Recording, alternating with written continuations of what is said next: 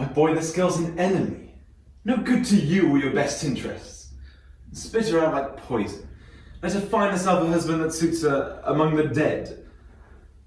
Don't deceive yourself. She's been openly apprehended performing a criminal act against the state.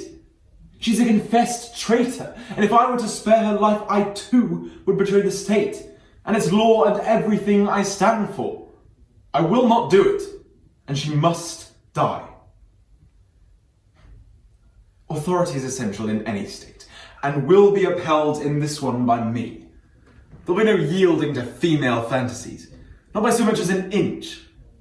And if we must be deposed, let it be by a man's hand, son, not by a conspiracy of women. Father, the most enviable of a man's gifts is the ability to reason clearly. And it's not for me to say you are wrong, even if I were clever enough or experienced enough, which I'm not. But it's also true to say that some men think differently about these things. And as your son, my most useful function, it seems to me, is to keep you in touch with what other people are thinking, what they say and do, and approve or disapprove of, and sometimes what they leave unsaid. I hear sympathy expressed for this unfortunate girl, condemned as she is to a horrifying death that no woman has ever suffered before, and unjustly in most people's eyes. Such things are whispered in secret, Father, and they have reached my ears. Let me beg you to have second thoughts, and not be certain that your own opinion is the only right one, and that all men share it. A man who thinks he has the monopoly of wisdom, that only what he says and what he does is of any relevance, reveals his own shallowness of mind with every word he says. The man of judgment knows it is a sign of strength, not weakness, to value other opinions, and to learn from them, and when he is wrong, to admit it openly and change his mind. I beg you, Father, think twice about this. Don't let your anger influence you. If a man at my age may lay some small claim to common sense, let me say this. Absolute certainty is fine, if a man can be certain that his wisdom is absolute. But such certainty and such wisdom is rare among men. And that being so, the next best is to learn to listen, and to take good advice when it is offered. Am I expected to listen and take lessons of political tactics at my age? From a mere boy? I'm a man, Father, and my arguments are just. They stand upon their merits, not my age. Oh, they stand upon their merits, do they? And what merit is there, please tell me, in breaking the law? If she'd done something shameful, I wouldn't defend... She has brought the law into contempt. That's shameful. Listen to the people in the street, Father, the ordinary Thebans. They say she hasn't. I have never based my political principles on the opinions of people in the street. Now you're the one who's speaking like a boy. I'm speaking like a king. It's my responsibility, and I will act according to my own convictions. When the state becomes one, then it ceases to be a state. The state is the statesman who rules it. It reflects his judgment. It belongs to him. Go and brawl in the desert then. There's nobody there to argue with you. What a king, go be there. This boy of mine is on the woman's side. Yes, if you're a woman, I am. I'm on your side, Father. I'm fighting for you. Damned impertinent devil. Every word you say is against me. You're your own father. When I know you are wrong, I have to speak. How am I wrong? By maintaining my position and the authority of the state. Is that wrong? When position and authority ride roughshod over moral feeling... You're weak, and inexorious, and contemptible. No will of your own. You're a woman's mouthpiece. I'm not ashamed of what I'm saying. Every word you have said pleads for her cause. I plead for you, and for myself, and for common humanity. Respect for the dead. You will never marry that woman.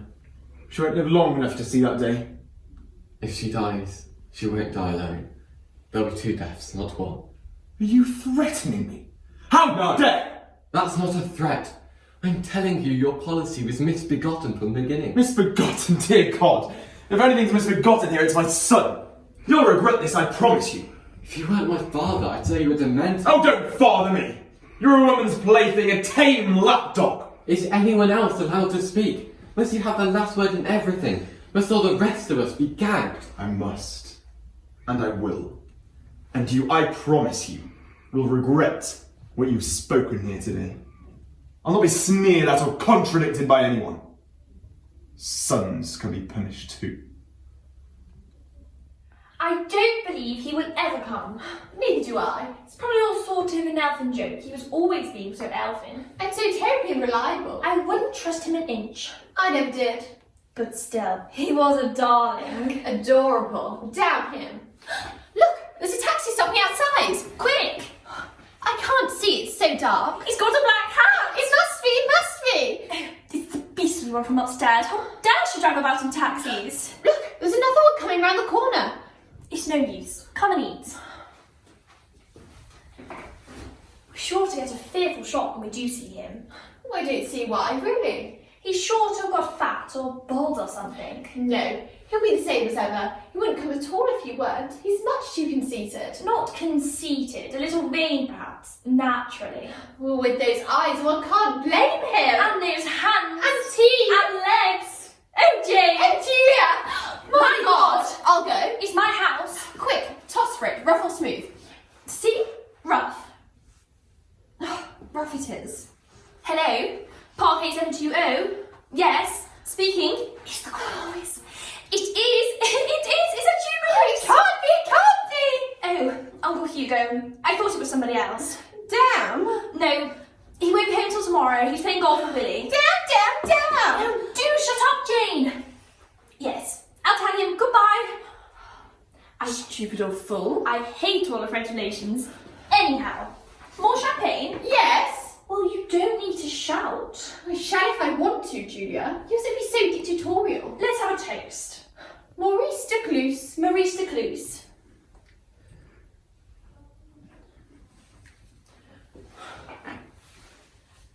Wouldn't it be awful if a tree blew down and killed Fred and Willie on the golf links? Oh, Jane, how can you? There is a dreadful gale blowing. Things like that do happen, you know.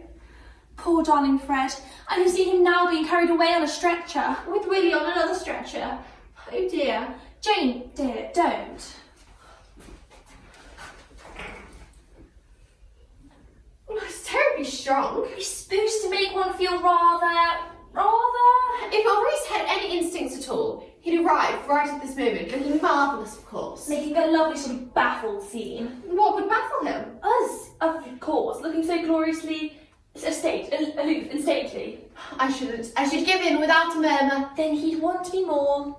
If you feel that's the only way to make him, then you'd better encourage me. You don't need any encouraging. What do you mean by that? What I say. Oh. Anyways, I wouldn't let you cheapen yourself. How dare you, Julia? How dare I what? Insult me! I didn't. You did. You went too far as past a joke. Wasn't intended to be a joke. I hate jokes bitterly. Then you meant it. Meant what? How can anyone carry on a conversation when you keep on saying what all the time? If you can't quite grasp what I'm saying, you better go to bed. That was exceedingly rude, Jane. I'm sorry, Julia, but you're annoying me. Unfortunately, you've forgotten this is my flat.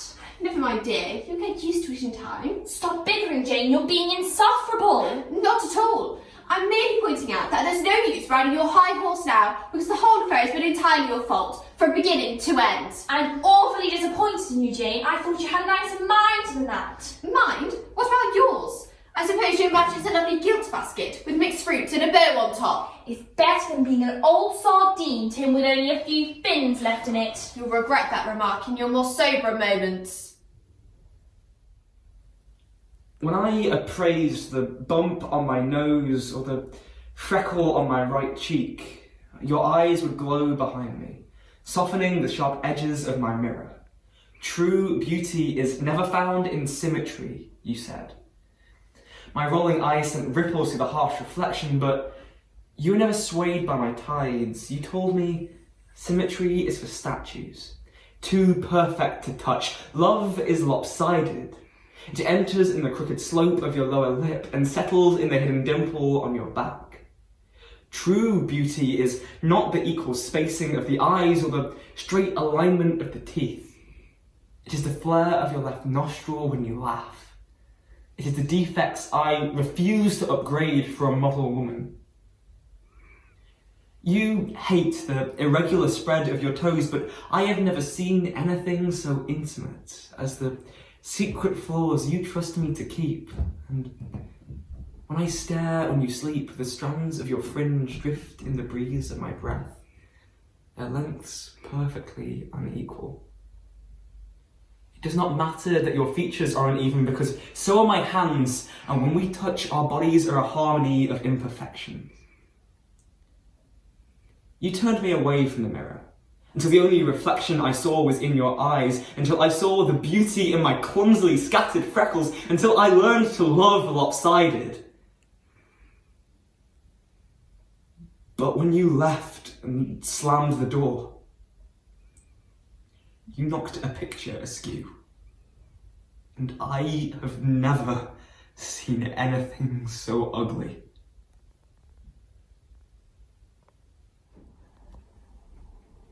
Pray, let me introduce myself. My name is Cecily Cardew. Cecily Cardew? What a very sweet name. Something tells me we're going to be great friends. I like you already, more than I can say. How nice of you to like me so much after we've known each other such a comparatively short time. Pray, sit down. You're here on a short visit, I suppose? Oh no, I live here. Really? Your mother, no doubt, or some other female relative of advanced years besides here also? Oh no, I have no mother, nor in fact any relations. Indeed? My dear guardian has the arduous task of looking after me. Your guardian? Yes, I'm Mr. Worthing's ward. Oh, how strange. He never mentioned to me that he had a ward. How secretive of him. I am very fond of you, Cecily. I liked you ever since I met you. But I am bound to say that now I know you are Mr. Worthing's ward, I cannot help but express a slight wish that you were a little bit older than you seem to be, and not quite so alluring in appearance. In fact, if one may speak candidly... Pray do. I think that whenever one has something unpleasant to say, they should always be quite candid. Well, to speak with perfect candour, Cecily, I wish that you were fully 42, and more than unusually plain for your age. Ernest's strong, upright nature. I beg your pardon, did you say Ernest? Yes? But it is not Mr. Ernest Worthing who is my guardian. It is his brother, his elder brother. Oh, Ernest never mentioned to me that he had a brother. I'm afraid they haven't been on good terms for a very long time. Ah, that accounts for it. Dearest Gwendolen, there is no reason why I should keep it a secret to you. A little county newspaper is sure to chronicle the fact next week that Ernest and I are engaged to be married. My darling Cecily, there must be some slight error, for you see, Mr. Ernest Worthing is engaged to me. The announcement will appear in this morning's post, Saturday at the latest. I'm afraid you must be under some kind of misconception. Ernest proposed to me exactly 10 minutes ago. It's certainly very curious, for he asked me to be his wife yesterday afternoon at 5 p.m. If you care to verify that incident, pray do so. I'm sorry if it comes to any disappointment to you, Cecily, but it seems that I have the prior claim. It would distress me more than I can tell you, dearest Gwendolen, if I caused you any physical or mental anguish, but I'm bound to point out that since Ernest proposed to you, he has changed his mind. If the poor fellow has been entrapped in some foolish promise, I will consider it my duty to rescue him at once, and with a firm hand. Whatever unfortunate entanglement my dear boy may have gotten into, I will never reproach him with it after we are married. Do you elude me, Miss Cardew, as an entanglement? You are presumptuous. On an occasion like this, it becomes more than one's moral duty to speak one's mind. It becomes a pleasure. Do you suggest, Miss Fairfax, that I entrapped Ernest into an engagement? How dare you? This is no time to be wearing the shallow mask of manners. When I see a spade, I call it a spade. Well, I am glad to say that I've never seen a spade. It is obvious our social spheres are widely different.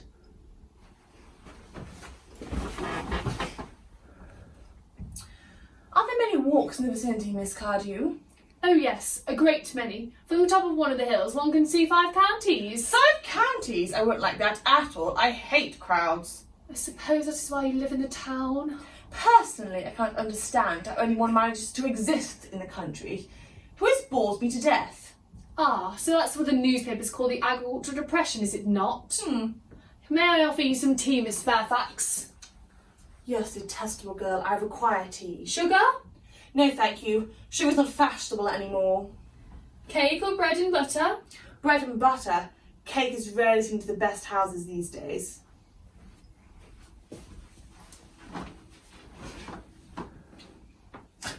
You have filled my tea you with lumps of sugar, and though I asked distinctly for bread and butter, you have given me cake. I am known for the gentleness of my disposition and the kind sweetness of my nature, but I warn you, Miss Cardew, you may go too far. To save my poor, innocent, trusting boy from the machinations of any other young woman, there are no lengths to which I would not go. The guards left. Asaph put down his prayer beads, reached into the breast pocket of his black vest. What he fished out of that pocket didn't surprise me one bit. Stainless steel brass knuckles. I don't know if I gave Asaph a good fight. I don't think I did. How could I have? My memory of the fight with Asaph is amazingly vivid in stretches. I remember Asaph turning up the music before slipping on his brass knuckles. I remember Asaph shoving grapes in my face, his snarl, spit-shining teeth, his bloodshot eyes rolling. His turban fell at some point, let loose curls of shoulder-length blonde hair.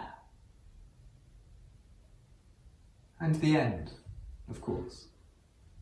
That I still see with perfect clarity. I always will.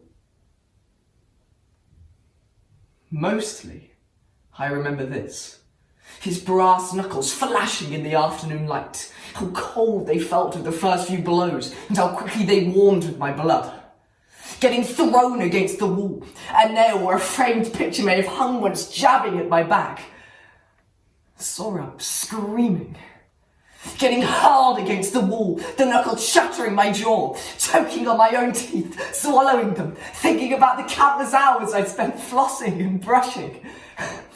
Getting hard against the wall, the sound of my ribs snapping like the tree branches Hassan and I used to break to sword fight. Sorab screamed.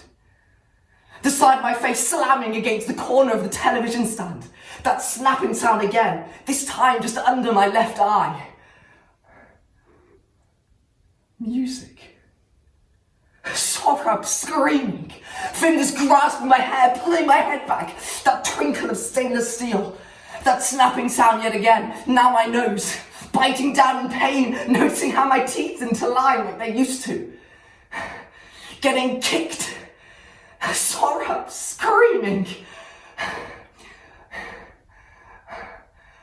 I don't know at what point I started laughing, but I did.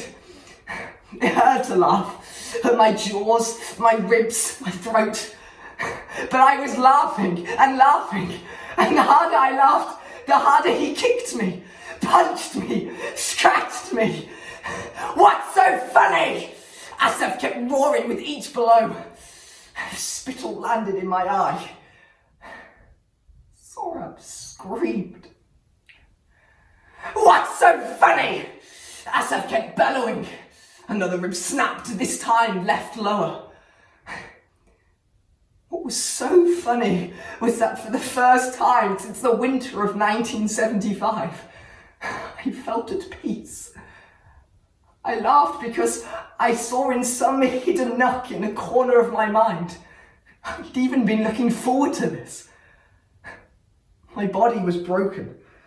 Just how badly I wouldn't find out until later. But I felt healed at last. I laughed. And the end. That I'll take to my grave.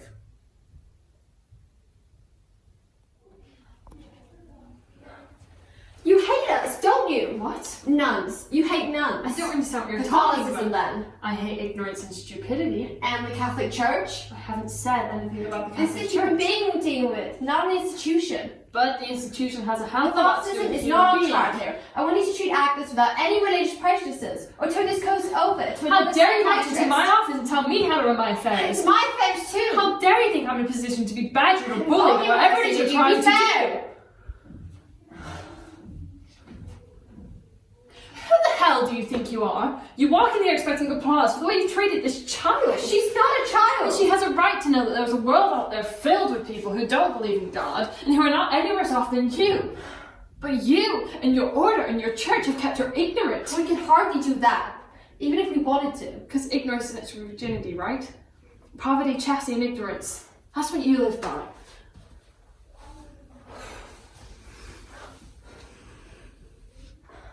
I'm not a virgin, Doctor.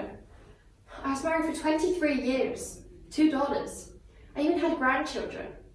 Surprised? They won't see me anymore. That's their revenge. And oh, don't tell me, Dr. Front, I'm making up for past mistakes. You can help her, I am. but you're shielding her. Let her face the big bad world. Meaning you. Yes, if that's what you think. What good would it do? No matter what you decide, it's either prison or the nut house, and the differences between them are pretty thin. There's another choice. What's that? Innocence. Legal innocence. I'm sure the judge would be happy for any reason to throw this case out of court. What do you want? Answers. Ask. When would Sister Agnes have conceived the child? About a year ago. You don't remember anything unusual happening at the convent around that time? Earthquakes? Visitors. Nothing. She was singing a lot more then, but... Oh, dear God. What is it? The sheets! What about the sheets? Her sheets. Her sheets had disappeared. One of the sisters complained to me about it, so I called her in. She was calm by then, said it was nothing. Wouldn't see a doctor, but I should have known. Know what? That was the beginning. That was the night it happened. That's why she burnt the sheets. You've won, haven't you? Not at all. Not yet. You've decided to take her I've apart. decided to hypnotise her again. Hasn't she had enough? And I want to ask you a few questions that I wasn't able to ask you before. I'm all ears. Because you very cleverly steered away from them. My God, but you're vindictive. You're hiding something from me, and I want to know the truth. Then ask. Did Sister Agnes ever say anything to you about not feeling well while she was carrying the child? Yes, she did. Then why didn't you send her to a doctor? She wouldn't go. Wouldn't she? No, she was too afraid. Afraid of what? If you're going to continue to persecute me, I'll I'm not stop the persecuting you, I'm conversation asking immediately. you a question. Did you know that she was pregnant? Yes, You didn't send her to a doctor. it was too late. Too late for what? What do you mean? I didn't guess it until Until when? Until when? it was too late. For what? An abortion? Don't be absurd. Too late for what? I don't know. Too late to stop The it. baby. The